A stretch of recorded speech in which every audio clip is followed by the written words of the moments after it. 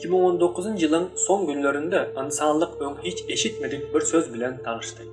Korona. Bu bir virüstü. Şu vakta çenli hiç adamzatta görülmeyadi. İnsanlarda görülmeyen, hayvanlarda bulan bu virüs, Xitaylıların vahşi tabiattaki vahşi hayvanları iyilliginin neticesinde adamzatı yokuştu. Xitaylılar kıyın bolan işi başardılar. Xitaylılar dünyaya ulluğan bir helakçilik soğuğat verdiler.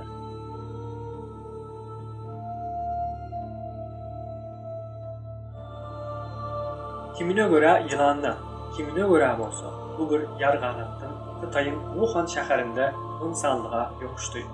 Bu virüs insana grip yalı yokuşa, yönü yine yokuşmağı gribi benzeyen. Bu virüs yokuşandan sonra öyküne düşe, insanın dem almağı azalmana başlayan. O kıyıska vaktin içinde dem yetişmezlikten ölüye.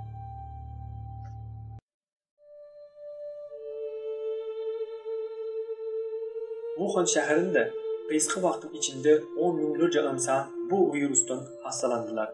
Milyonlarcası da bu keselden öldüler. Xitay devleti derre bu virüsün önünü almak için adattan daşarı yarday ilan etti. Ve Wuhan şəhərini karantina aldılar. İnsanları köçülere, yollara çıkmaklığını qadağan ettiler. Dünyanın başka yurtları olsa Xitayda olan vakaları hiç saat etmeden dine tomuşup etmeklik bilen oldular.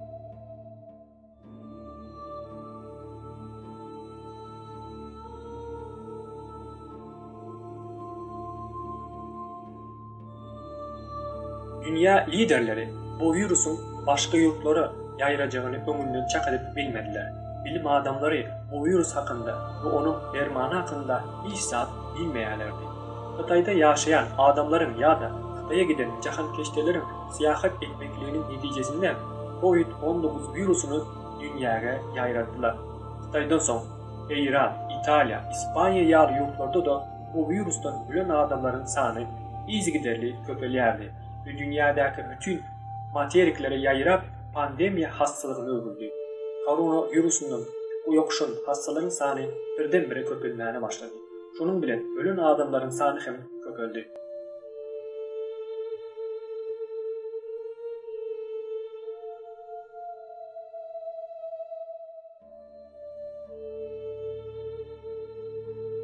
Bugün seridenimizde devletler korona virüsüne karşı işler alıp başladılar.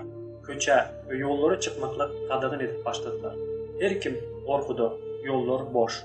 Adamlar öylerinde vakit geçirmeye başladılar.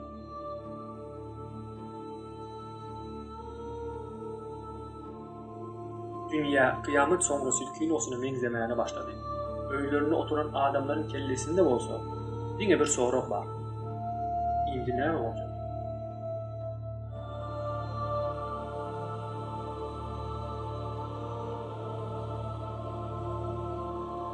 Şu vaxt içinde näme bolan bolsa yine şol boldu. İnsan yaradılgandan beri şuna mengzeşip hatta ondan hem korkunç pandemiyalar bilen söveşti ve ählisinin de yemiş bilen çıktı. Gelin onda koronavirüsten ön bolan pandemiya hadisalarının bir näçesine seredilin. 541-542 yıllarda Rim imperiyası ve Sasani devletinde olan Justinius adı verilen qırğın keselinde 50 milyonu çenli adam ölüptü. 1347-1351 yıllarda ara ölüm deyip ad verilen qırğın keseli bu gezek bütün Avrupa'da 200 milyon adam öldürüptü. Esasında bu kesel hem Xitayda başlattı. Bu qırğın keseli insanlık tarihinde yaddan çıkmayacak yara bulup kaldı. 15. asırda Avrupalılar Amerika ayak bastılar. Ve öz koloniyalarını kurup başladılar. Amerika'ya gelen Avrupalılar öngden var olan mama keselini Amerika'nın yerli halkına yokuşturdu. Amerika'nın yerli halkının yarısı bu keselden öldüler.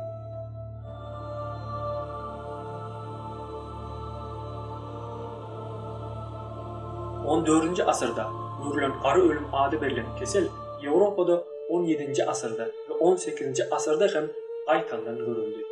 17. asırda 3 milyon adam, 18. asırda olsa 500 bin adam bu keselden ölüptür. Mergi keseli de adamları öz təsirini alan kesellerin biri. Tahmini 100 yıl devam eden mergi keselinden 1 milyon insan aradan çıkıptır.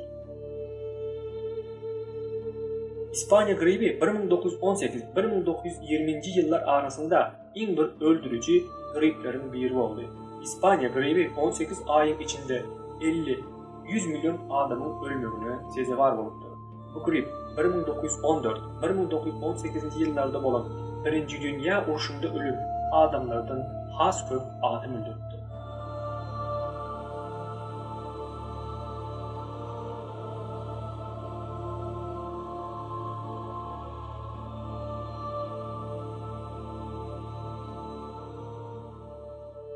İnsanlara təsir eden kesellerin biri de HIV/AIDS hastalığıdır. İlkinci kez 1981 yılda görülen virüs şu vaxtlarda hem insanları öldürmeye devam ediyor. Şu vaxt içinde bu virüs 25-35 milyon arası adam öldürüldü ve en tek bu keselin dermanı oylap tapılmadı. Son 20 yılda insanlara en köp ziyan veren kesel bolsa 200 min adamın ölümüne sebep olan domuz gribi oldu.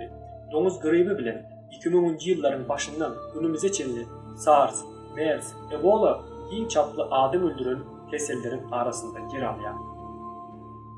Yine görüşümüz yalı, tarihte koronavirüsünün ön kırgın keseller bolupdur. İnsanlar ağır yetkiler verse de bu hastalıklardan geniş bilen çıkıptır.